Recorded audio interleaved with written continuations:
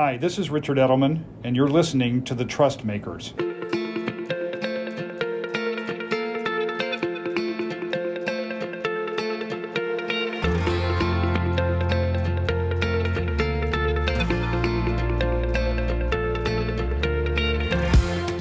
Hi, I'm Justin Blake, Executive Director of the Edelman Trust Institute, Edelman's global research center for the study and cultivation of trust. Welcome to a special series of the show where we will be recording on the ground from Davos at the 2023 annual meeting of the World Economic Forum. Throughout the week, I will be speaking with attendees who are experts in their fields about this year's forum and gather their insights on our just released 2023 Edelman Trust Barometer. To kick off our series, I'm joined by the World Economic Forum's Adrian Monck. Adrian has been head of external engagement and communications for the World Economic Forum since 2009. Adrian is responsible for the forum's global media and communications presence, including its social media following of more than 30 million. Before joining the forum, Adrian was an international TV journalist, professor, and author of 2 books, including Can You Trust the Media? Adrian, welcome to Trust Makers. Justin, thanks very much for having me on. It's great to see you, and thank you for kicking off our Davos series. We're here in the Congress Center for the World Economic Forum's annual meeting. It makes me a little whimsical. It makes me think back to how we first met. Maybe we should start there. Yeah, I mean, we met back in 2008, I think it was, and I was just helping out on the external staff of this event. And we were partners in crime trying to keep the show on the road back in the 2000s, or everyone calls the aughts these days. And now you've been in this main job for more than a decade. How has that job evolved since you've been in that chair? It's changed like the media landscape so much. I mean, I went from being an academic, being a professor running a journalism school, and I guess one of my biggest insights doing that job in the 2005-2010 era was that organizations could become their own media. And I think that was what excited me about going to work with the forum. And then when I arrived, I realized just how hard that was going to be, because you talk a lot about trust on the outside, but actually trust inside organizations to trust you enough to run something that looks like media or feels like media, that's pretty hard to kind of build. And how did you build it? I mean, we often cite the World Economic Forum as an exemplar of becoming your own media company. It's something we talk to clients about all the time. Tell us a little bit how you built it, and also how did your journalistic experience inform that? I remember when I first arrived, the forum had been involved with a magazine called WeLink, and there'd been a horrendous editorial error which resulted in, I think, whole editions being pulped. And it was the kind of editorial mistake that every journalist kind of, sweats over and loses sleep on. And Klaus said to me, I learned a lesson from that. I'm never going to get involved with anything in the media again. It's too much trouble. Adrian, I remember actually a night where I think we almost were tearing pages out of it and considered doing it that way. It was quite a moment. Yeah, and so that was a little before I arrived, but it definitely had burnt the forum on the idea of being its own media organization. So I hadn't quite realized how hard that burn had gone.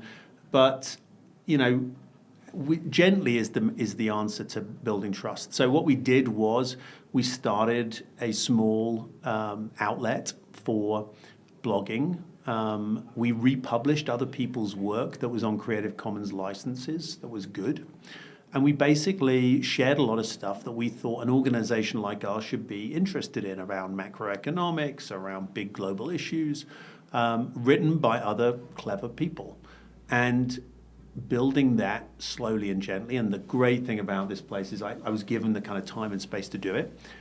Was after about a year of doing that, we had strengthened our social media followings, and we'd built a reputation of being a place where people could publish interesting things. So we started to get pitches.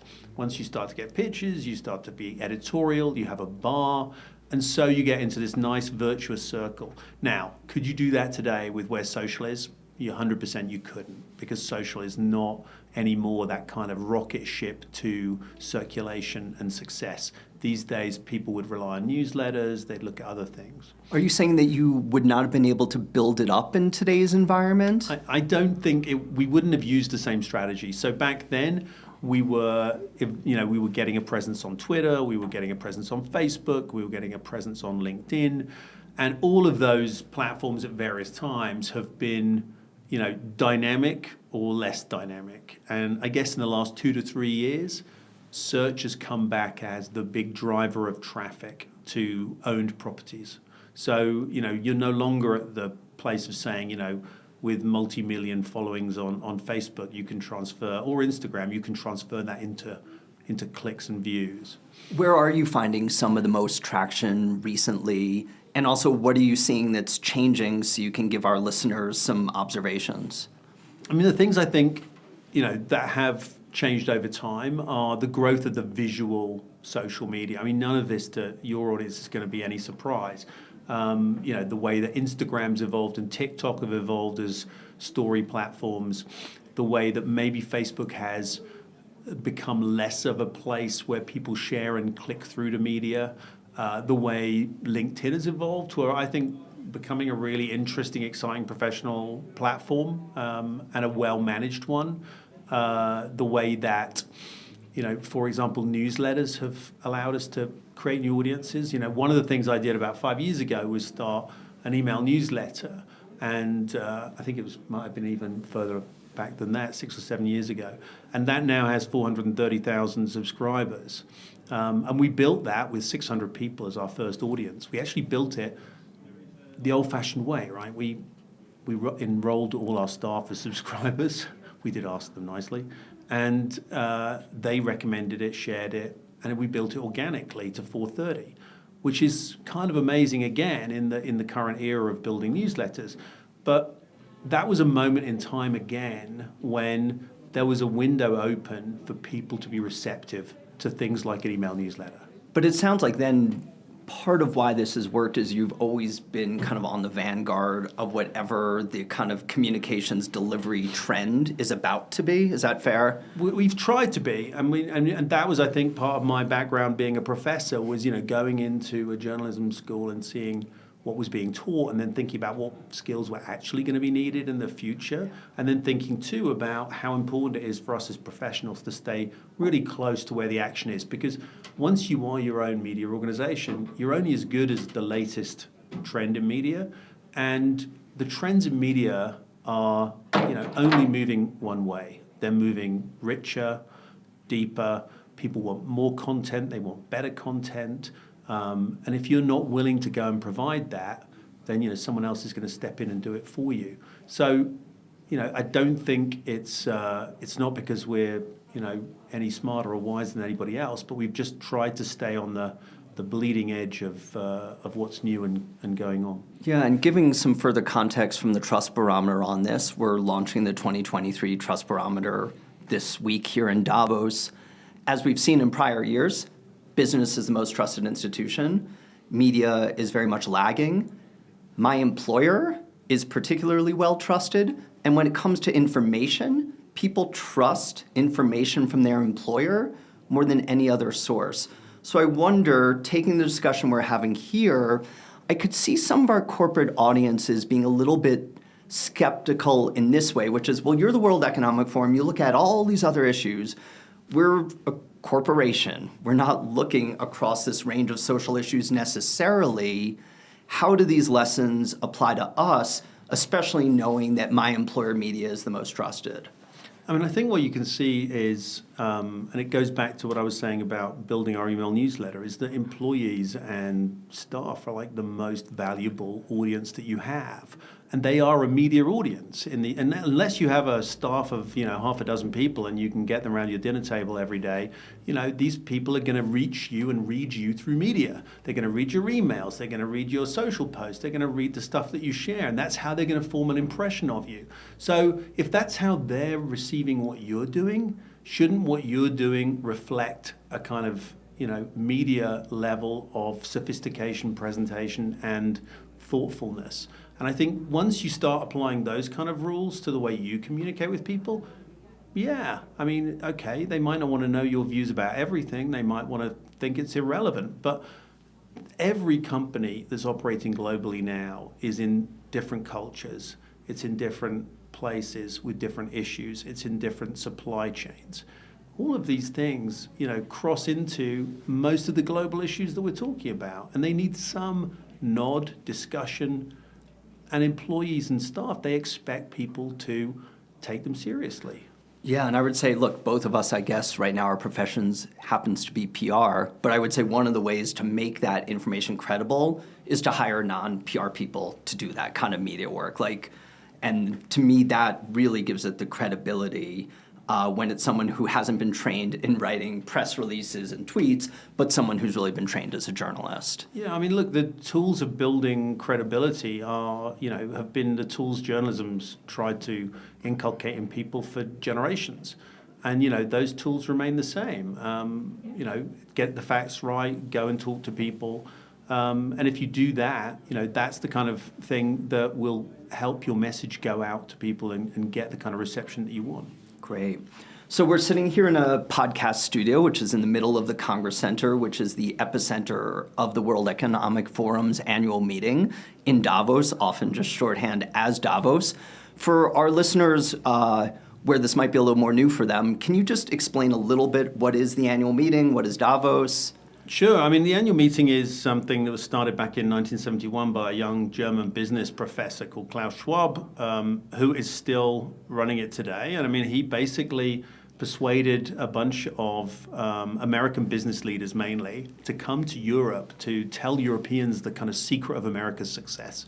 So the origin story of the forum is how can Europe keep up with a country that has fantastic Cadillacs with big fins and, this kind of Hollywood glamour, and Europe kind of running around on Vespa scooters and trying to keep up. So that was the origin story of the forum, and it's grown from that, effectively, to become a membership organization where the members are people, they're companies, and Klaus's idea is kind of built off his experience as a young man. He grew up in the ruins of Germany that had been destroyed by the Second World War, largely through its own doing. And to reconstruct it required an effort that brought together not just business, but government and every element of society, rebuilding towns, literally churches from the ground up. And he was very intimately involved in the Franco-German kind of student movement, bringing together France and Germany, because the idea was that these two nations needed to be bound together in friendship in order for another war to be avoided.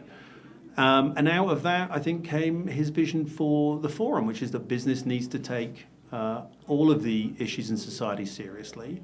And it was a kind of vision that was very much embodied actually in German kind of conservatism in the 1950s and 60s and 70s. And that vision kind of stays with us today. And I think it's still as relevant as it was when he started it. And talk about what it's grown to today.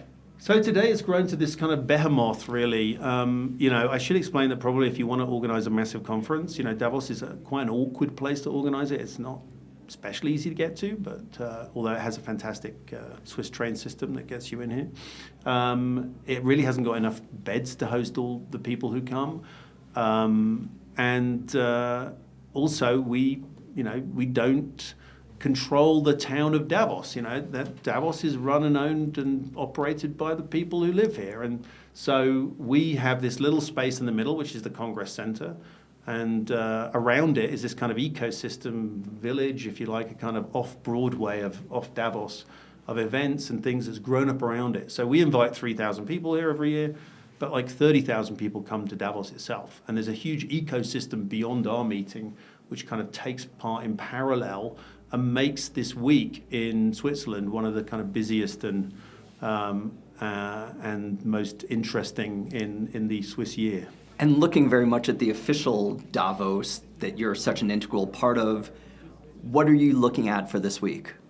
So we have, in addition to a huge number of kind of global CEOs, we have nearly 400 ministers from around the world coming. A huge number of trade ministers, finance ministers, ministers involved with climate and energy.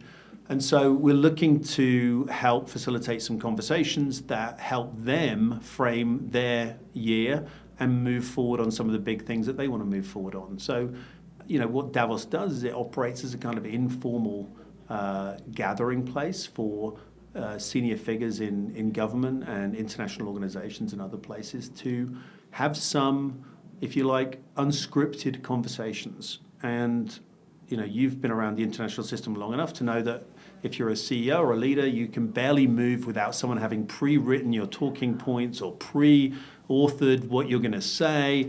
And so sometimes you can feel like you're a kind of sock puppet for the organization rather than a leader. And this actually gives people a moment to kind of step back from all that and say, hold on a second, what am I going to be doing this year and what am I going to be trying to achieve? Yeah, I'm really curious about that last point. Do you feel in the decade plus that you've been here that the amount that CEOs are interacting with people in that unscripted, behind-the-scenes way has increased, decreased? Has the dynamic of that changed at all in terms of who they're interacting with? I think there's a lot less formality than there was 10 years ago. And you've seen that in the whole style of some of the most outspoken CEOs in the world, where there's this very kind of relaxed, very informal kind of sofa style of management.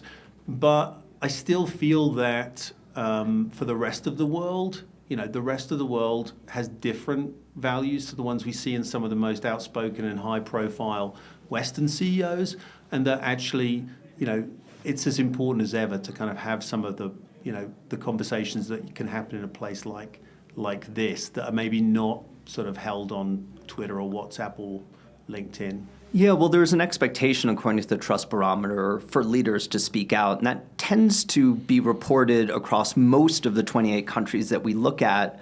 But to your point, it really is only a few countries where CEOs are speaking out on societal issues. Do you see that evolving? Look, I think, in the present cost of living crisis that we're seeing around the world and in the present environment, I think CEOs are being expected to look after their businesses rather than necessarily, comment on every social issue that comes along. But at the same time, you're talking about winning over and motivating human beings, and what wins them over and motivates them is a whole range of different things. And one of that is an emotional and a personal attachment to the values and cultures of companies. And so there is a double expectation on people, I think, to be at least, walking the talk on some of the stuff that their companies engage with. The theme of Davos this year is around polarization, and in fact, the theme of the Edelman report is navigating a polarized world. In this increasingly polarized environment, what does that mean for the role of business and the role of CEOs? Do you see business and CEOs having a role in restoring the social fabric? Is that a reason for them to, as you were just talking about, to kind of retrench a little bit when it comes to speaking out? What's your sense? Look, I think business is finding itself in the firing line from a number of different sides. I think it's getting attacked from the populist far right for maybe being too woke on certain issues and pushing too hard on climate responses and other kinds of issues. I think from the other side of the political spectrum, it's being critiqued for not doing what it says it's going to do, for greenwashing, green hushing, those kinds of things. So you can maybe. I don't know if people would say they'd ever sympathize with CEOs because, that's not the world in which we live. But if you are a CEO, you might feel that you're being shot from both sides. And, what do you do to walk down the middle of the street? Do you keep quiet? Do you say nothing? I think the approach that works best is the one that's most authentic to the leader in question. For leaders who wear their hearts on their sleeve, then there's no reason in this environment to stop doing that. But for people who are a little bit quieter, then they might not want to put their heads above the parapet in the present environment. But when it comes to the core of your question about rebuilding that trust, I think it's about helping navigate those businesses through tough times. And I think what we're seeing in Silicon Valley right now is a hard wind blowing. And I think how Silicon Valley navigates some of that stuff is a real test for its values. And maybe it's a test that it might not be passing right now because, it's been on the kind of the crest of the wave of success now for such a long time that when things get tough, manufacturing industry knows this, other industries know this.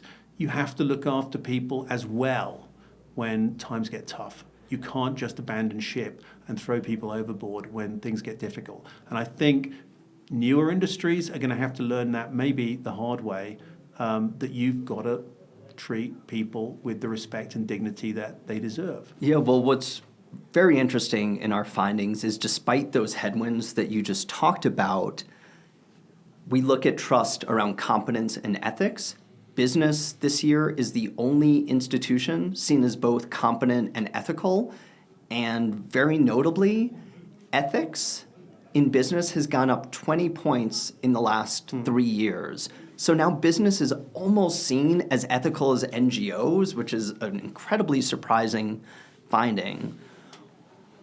Is that good news for business, bad news for business, mixed? How should business be reacting to that finding? Look, I think, people working for companies want to hold them to higher standards. They don't just want to hold politicians to high standards, they want to hold their leadership to high standards and the companies they work for. And I think also we're in a situation now where there is a war for talent, where there is a need to bring, for example, older workers back into the workforce. And those workers very often might not necessarily need to re-enter the workplace. When it comes to going back into doing something, they want to do something that makes a difference in a positive way, that feels like it speaks to their values as well as their paychecks. And I think in that case, companies really do need to take those issues seriously. How much of the rise in business ethics might be attributed to the type of stakeholder capitalism that's espoused here with the World Economic Forum, this idea that business can make profits and do good? I think a lot of that is a zeitgeist thing. I'd love to say that we could take any credit for those kind of moves. I think that they've been a long time coming or recoming. If you think about the place they first emerged during the Cold War, when we were fighting a global enemy in communism, and basically to win that battle, companies had to look after people. They had to look after their staff. They had to look after workers, and countries had to do the same. And I think now we're re-emerging into the 21st century, where after a long hiatus, we are once again seeing a world in which there's a kind of ideological struggle taking place. And if you want to win that struggle, you have to bring people on side. And if you bring people on side, that means acting ethically. It means looking after them. It means actually treating them with dignity and respect. Yeah, I also think it means collaborating with the other institutions, and the lagging of media and government doesn't help business at all. Let's focus for a moment on media, especially you wrote the book, Can You Trust Media?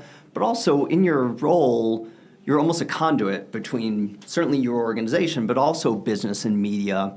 What's your sense of the state of collaboration between business and media right now? I mean, right now, I guess collaboration is a tough word because, the great kind of Mencken quote is, the relationship between, journalists and people in power should be like that between a dog and a lamppost. Journalists really should be holding people accountable, maybe not so much collaborating with them. But what I do think is important is that we get the right stories out, that the cheap kind of contrarian stuff that passes for a lot of commentary is really just hoodwinking people and not doing anyone any service. The journalism I admire is the kind of deep investigations that we've seen with things like Panama Papers, that we've seen like Paradise Papers, where really smart journalists have collaborated together to produce stuff that's made people behave in a more ethical way. It's made people pay attention and take notice. So I think, should they be collaborating? The old days, the collaboration was in the form of advertising. Businesses advertised on media. Now we see it in sponsorship. I think, people want some distance between their media and business because they do want that accountability. But what you have seen in the last, I think, 20 years is a hollowing out of the financial strength of media. And with that has come a loss of audience and a loss of trust. And people have other places to look for people they find credible.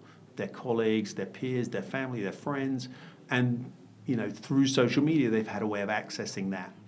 Now, I think we're at a little bit of an inflection point, and I think maybe the dynamic is shifting because people are starting to say, well, hang on, social media is not necessarily showing me what I want to see.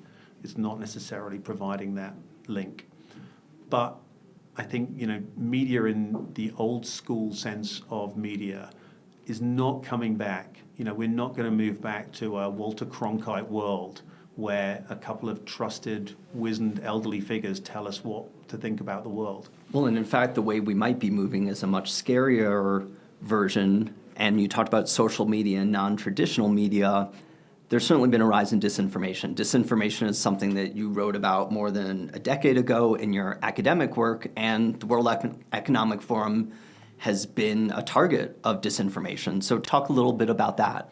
Yeah, I mean, there's a fascinating new book out by Tom Ridd, who's a professor at Johns Hopkins, about what he calls active measures, which is how the KGB used to describe its own disinformation campaigns.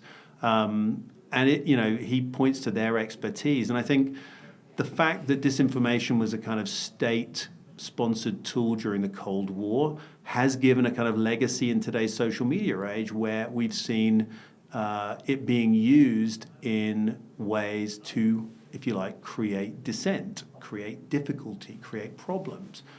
For example, in the 60s, the KGB sponsored research into violence against African Americans.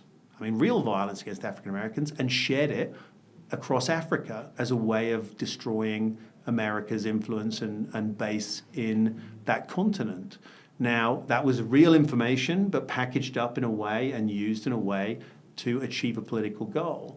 I think what we're seeing now is a lot more anonymous actors, a lot of state-sponsored sandboxing of disinformation, and also a lack of understanding about the actual impacts. So, for example, we know that in certain countries there was a lot of work to provide, say, anti-vaccine narratives. Now, those kind of narratives also rebounded on the countries involved in producing them because their own populations became very skeptical about vaccines, and so they then underwent a rather painful process of having to give one message darkly through the dark web and another message to their own citizens. So, the current state of disinformation is that it's too easy for countries to get involved in that space, but it's also too difficult for them to control what happens once they unleash it. It's a very, very dumb weapon, but which requires a lot of work and imagination to weaponize. Yeah, and more corporations are becoming the target of disinformation. Any advice for what's the antidote to disinformation? I mean, I love to say I've got the silver bullet for tackling disinformation, but I think, one has to accept that it's part and parcel of the current ecosystem. Social media companies are aware of it, but they're not tackling it in the way that, for example, a traditional publisher would tackle it. We're seeing it kind of spill into the political sphere and into the mainstream. I think ultimately you've just got to keep on doing what you're doing and also responding to it with the facts, because there is also a huge reservoir of humanity that is basically wants factual, rational discourse that doesn't think that NASA faked the moon landings, doesn't think the world is flat, doesn't think there's a kind of weird cabal of people somehow running the world from somewhere in be it Switzerland or elsewhere, and those people deserve decent, high quality information. Disinformation seems a kind of depressing place to end this podcast, so let me try to wrap us up on a high note. Looking forward to the week, what's one thing that you're excited about? There's 3,000 people here who all have incredible stories to tell. I mean, for me personally, one of the things I'm most excited about is I've been involved in helping start a hub for young people in a refugee camp in Kenya in a place called Kakuma. And we've been able to bring one of the young refugees from that camp here to Davos to talk with some of the business leaders and some of the other folks about the incredible people that he lives with. and what they can do. And one of the fantastic things about the remote working experience that we've had is that we've developed some tools that now can help people who are in places like that to be integrated into the economy. So now, the revolution in work that we've seen in the last couple of years, a horrible revolution prompted by the worst thing on earth that we wouldn't want to repeat, but it's given this boost to working remotely globally that I think is going to change a hell of a lot of things and make much better the lives of people in hard to get to places who can get some connectivity. So for me personally, that's something I'm very excited about. That's a great way to end this conversation, Adrian. Thank you. Thank you very much, Justin. And to our listeners, thank you for listening to The Trust Makers. Thank you for tuning into The Trust Makers, an Edelman podcast in partnership with Advertising Week, where we speak with leaders and other trust builders across institutions. See you next time.